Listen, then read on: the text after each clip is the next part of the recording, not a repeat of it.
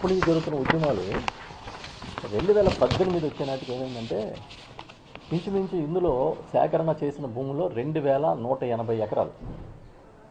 2180 ఎకరాలకి రైతులు డబ్బులు తీసుకోలేదు, రిజిస్టర్ చేయలేదు సంస్థకి, జిఎంఆర్కి. సో ఈ 2180 ఎకరాల్లో రైతులు దాన్ని దున్నుకోవడానికి వెళ్ళారు.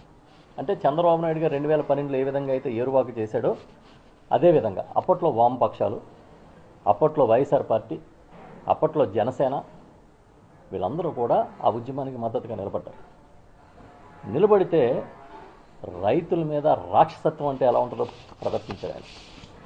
ఏ స్థాయి కంటే పోలీసుల్ని, యాంటీ నక్సల్స్ స్క్వాడ్లని దింపి లాఠీ ఛార్జీలు చేసి దొరికినట్టు కొట్టాడు. ఇవి చూడండి, ఆ రోజు పత్రికలో వచ్చిన ఫోటోలు ఇవన్నీ. ఏది, మేము భూములు ఇవ్వలేదు, మా భూముల్ని మేము దున్నుకుంటాం, ఈ మా భూములు మా సర్వహక్కులు అని చెప్పినందుకు ఎంత దుర్మార్గంగా కొట్టారంటే పోలీసులు లాఠీ ఛార్జీలు చేసి. పోలీసులు ఇంకో రైతులు చూడండి, ఒక పోలీసు కాళ్ళు పట్టుకుని వేడుకుంటున్నాడు ఈయన. చెయ్యకపోగా ఏం చేశారంటే 2015 నుంచి ఈ సెజ్ పోరాట వ్యతిరేక కమిటీ, సెజ్ వ్యతిరేక పోరాట కమిటీ, ఈ సెజ్ వ్యతిరేక పోరాట కమిటీలో ఉన్న నాయకుల్ని అరెస్టు చేసి పెద్ద ఎత్తున కేసులు పెట్టి రాజమండ్రి సెంట్రల్ జైలుకి పంపించారు. ఇందులో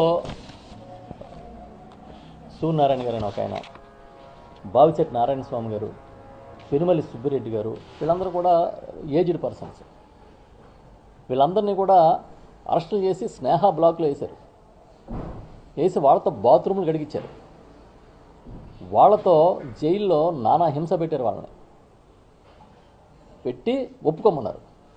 కానీ మా కష్టార్జితాలు, మా తరాలుగా వస్తున్న భూములు మేము ఇవ్వమని వాళ్ళు గట్టిగా నిలబడ్డారు. నిలబడి చివరికి ఏమీ చేయలేక ఒక దశలో ఏం చెప్పారంటే, పోనీ ఒక పని చేయండి, 2003 యాక్ట్ కింద కాకుండా, భూసేకరణ యాక్ట్ కాకుండా 2013 యాక్ట్ కింద మాకు డబ్బులు ఇవ్వండి, మేము వదిలేస్తాం భూములు అని చెప్పారు. దానికి కూడా అంగీకరించలే, ఇచ్చి తీరాల్సిందని పట్టుబట్టారు.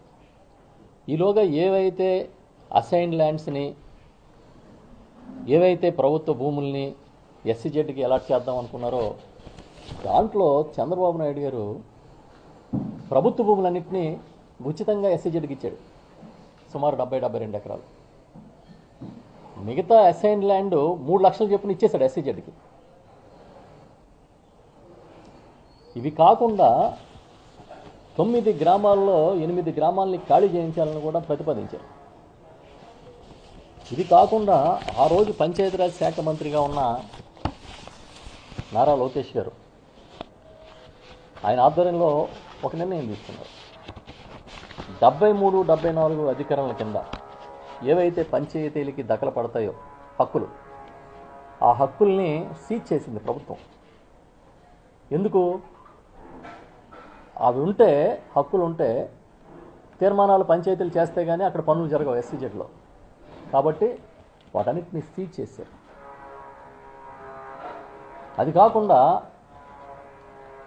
ఈ చట్ట ప్రకారం దీనికి డెవలప్మెంట్ ఛార్జెస్ కట్టాలి. దీంట్లో డెవలప్మెంట్ చేసుకున్నప్పుడు పట్టణాభివృద్ధి సంస్థలకి డెవలప్మెంట్ ఛార్జెస్ కానీ, ప్రాసెసింగ్ ఛార్జెస్ కానీ కట్టాలి. ఆ రకంగా కట్టాల్సిన ఛార్జెస్ని కట్టక్కర్లేదని వైవర్ చేసింది తెలుగుదేశం పార్టీ ఆనాటి ప్రభుత్వం. సుమారు 101.01 కోట్లు, అంటే 101 కోట్లు రద్దు చేశారు. ఇలా రద్దు చేయడానికి అంగీకరించే పరిస్థితి లేదు, చట్టాలు అంగీకరించో, నిబంధనలు అంగీకరించో అని అధికారులు అడ్డంగా రాసినా కూడా ప్రభుత్వం నిర్ణయం తీసుకుని అది కూడా చేసింది. అంటే ఎవరి పక్షాన చంద్రబాబు నాయుడు గారు సర్కారు పనిచేసింది. అర్థమైంది కదా? పూర్తిగా కార్పొరేట్కి కొమ్ము కాసి, పూర్తిగా